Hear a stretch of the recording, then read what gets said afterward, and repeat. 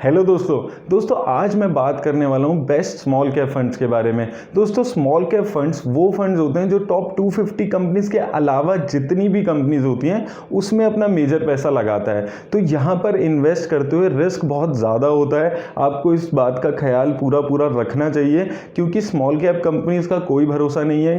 ये एक महीने में भी डबल हो सकती है और एक साल में आधी भी हो सकती है। आपको बिल्कुल ख्याल रखना है इस चीज़ का कि स्मॉल कैप कंपनीज में रिस्क बहुत ज़्यादा होता है। सिर्फ आप उनकी रिटर्न देख के इन्वेस्ट यहाँ पर नहीं कर सकते हैं। और अगर आपको स्मॉल कैप कंपनीज में या फंड्स में इन्वेस्ट करना है तो आप कम से कम 10 साल का अपना पीरियड लेके चलें क्योंकि ये बहुत वॉलेटाइल होते हैं। तो अब आइए दोस्तों देख लेते हैं 3 वो mutual fund small cap category के जो बहुत अच्छा कर रहे हैं और उनकी डिटेल में हम देखेंगे इस वीडियो में उन्होंने किन कंपनीज में पैसा लगाया हुआ है और कैसी उन्होंने रिटर्न दी है। तो दोस्तों सबसे पहला फंड जिस पे हम यहाँ पर बात करने वाले हैं वो है एक्सिस स्मॉल कैप फंड और यहाँ पे इसका जो एसेट अंडर मैनेजमेंट चल रहा है वो 4400 करोड़ के आसपास का चल रहा है। और अगर मैं एक्सपेंस रेशो की यहाँ पर बात करता हूँ तो 0.36% का सिर्फ एक्सपेंस रेशो इस फंड का अभी चल रहा है। अब अगर दोस्तों हम बात करें इसकी मार्केट कैप के हिसाब से एलोकेशन पे तो इसने लार्ज कैप कंपनीज में ना के बराबर पैसा लगाया हुआ है, सिर्फ 0.61% पैसा लगाया हुआ है। वहीं मिड कैप कंपनीज में 28% और स्मॉल कैप कंपनीज में 63% के आसपास पैसा इसने अभी लगाया हुआ। और अगर अब इसकी सेक्टर एलोकेशन यहाँ पर देखते हैं तो कंस्ट्रक्शन सेक्टर में इसने सबसे ज्यादा पैसा लगाया हुआ है 20%, वहीं फाइनेंशियल सेक्टर में 13%, उसी तरह केमिकल और टेक्नोलॉजी सेक्टर में भी इसने 12% के आसपास पैसा अपना लगाया हुआ है। वहीं एफएमसीजी सेक्टर में भी 10% पैसा इसने लगाया हुआ है और टॉप 5 सेक्टर्स में इसने 68% के आसपास की एलोकेशन यहाँ पर की हुई है।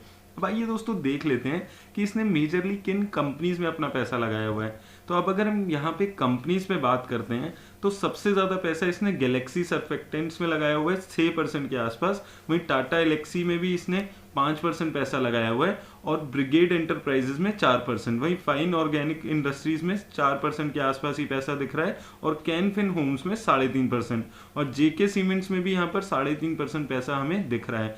वहीं अगर हम बात करते हैं JK Cement, Narayana Hrudayalaya, Blue Star और पीएनसी इंफ्राटेक जैसी कंपनीज में भी इसने पैसा अपना लगाया हुआ है। तो दोस्तों ये हैं वो टॉप 10 कंपनीज जो सारी ही कंपनीज आपकी यहाँ पर स्मॉल कैप कंपनीज दिख रही हैं। अब आइए दोस्तों देख लेते हैं कि इसने वन टाइम इन्वेस्टमेंट पे आपको कैसा पैसा जनरेट करके दिया है। तो अब अगर हम यहाँ पे वन टाइम इन्वेस्टमेंट पे बात करते हैं तो अगर आपने 1 साल पहले 10,000 रुपए इस फंड में लगाए होते तो वो पैसा आपका इसने 17,000 के आसपास कर दिया है। वहीं 2 सालों में भी वही पैसा आपका 16,500 के आसपास दिख रहा है और 3 सालों में भी 16,000 ही यहाँ पर हमें वो पैसा दिख रहा है। और अगर हम 5 सालों में बात करते हैं तो 5 सालों में इसने आपका लगाया हुआ पैसा 130% के आसपास बढ़ा दिया है, यानी कि आपके लगाए हुए 10,000 रुपए इस फंड ने 23,000 रुपए से ऊपर बना दिए हैं।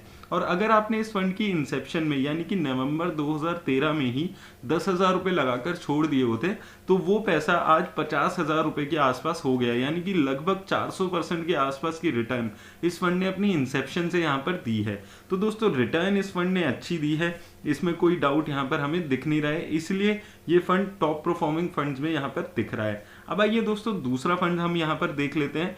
दूसरा फंड जो मैं यहाँ पर बात करने वाला हूँ वो है एसबीआई स्मॉल कैप फंड।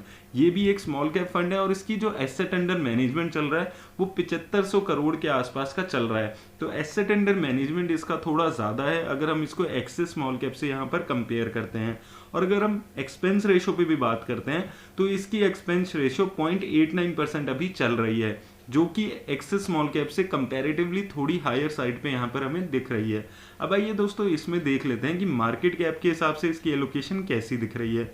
तो अगर हम मार्केट कैप के हिसाब से बात करें तो ये लार्ज कैप कंपनीज में अभी कोई पैसा अपना नहीं लगा रहा है।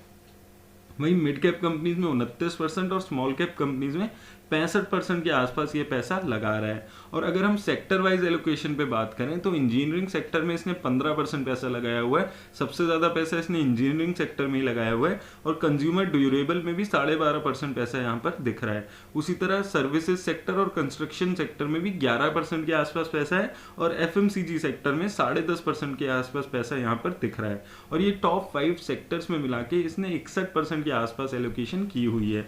तो अगर हम सेक्टर वाइज भी देखते हैं तो काफी डिफरेंट यहाँ पर हमें दिख रहे हैं जो अगर हम सेक्टर इसके एक्सिस स्मॉल कैप से कंपेयर करते हैं।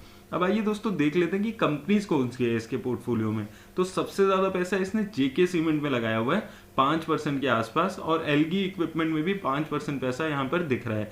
और उसके अलावा V Guard Industries, Blue Star, Sheela Foam, Navin Fluorine, Hatsun Agro, Hawkins Cooker, Narayana Hrudayalaya जैसी कंपनीज यहाँ पर इसके पोर्टफोलियो में हमें दिख रही हैं। तो दोस्तों इसके पोर्टफोलियो में भी लगभग सारी स्मॉल कैप कंपनीज ही, अगर हम टॉप 10 कंपनीज पे देखते हैं, लेकिन फर्क जो यहाँ पर है वो कंपनीज का है। एक्सिस स्मॉल कैप और इसकी कंपनीज काफी डिफरेंट यहाँ पर हमें दिख रही हैं।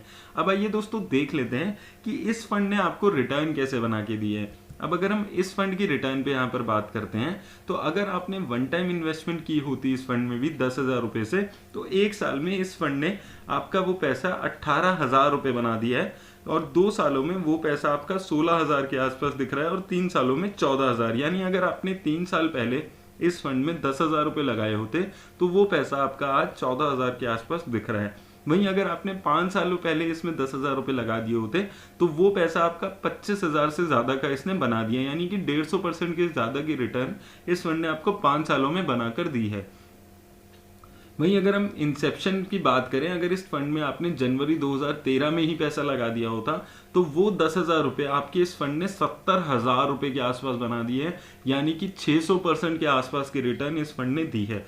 दोस्तों यही मजा है स्मॉल कैप फंड में इन्वेस्ट करने का, कि अगर वो फंड आपने जो चूज किया है वो अच्छा चूज कर लिया और वो रिटर्न देने लगा अपनी पोटेंशियल पे, तो आपको 500% तक की रिटर्न यहाँ पर 8-9 सालों में मिल जाती है, जो कि एक बहुत ही अच्छी रिटर्न है। लेकिन आपको हमेशा इसमें याद रखना है कि नुकसान होने के चांसेस भी बहुत ज्यादा होते हैं।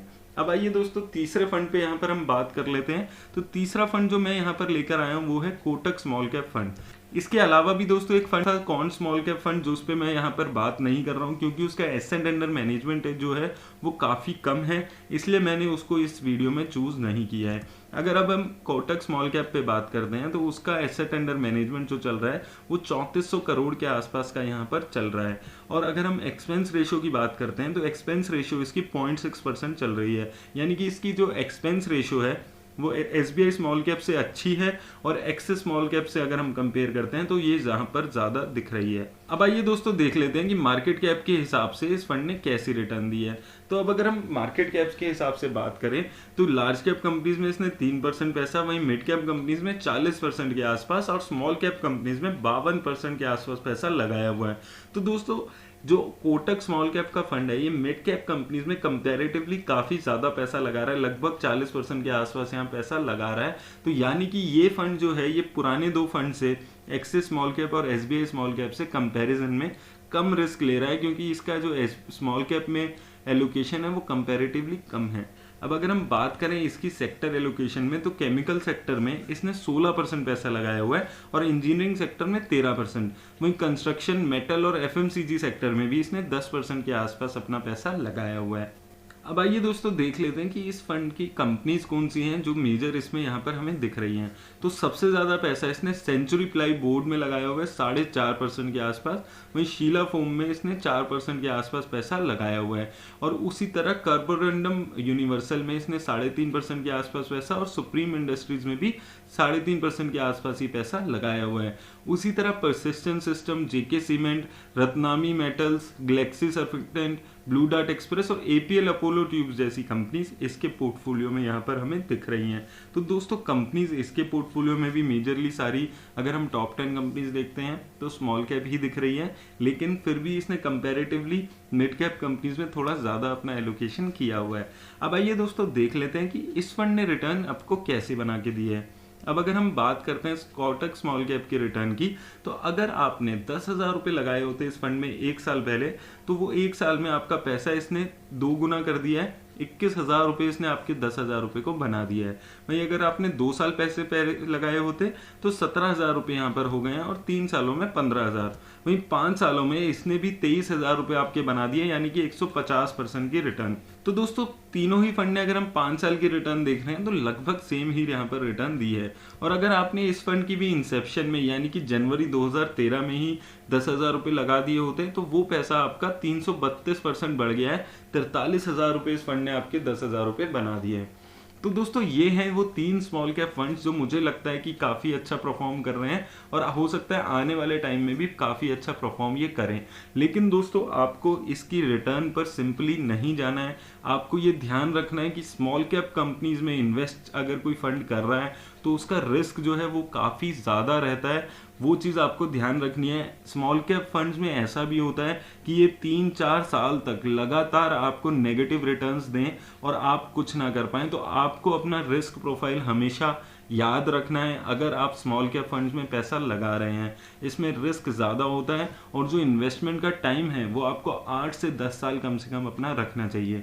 अब आइए दोस्तों एक बारी हम ये देख लेते हैं कि इन तीनों फंड्स के पोर्टफोलियो ओवरलैपिंग कितनी हो रही है। क्या आप इन तीनों में से 2 फंड को अपने पोर्टफोलियो में ऐड कर सकते हैं या नहीं।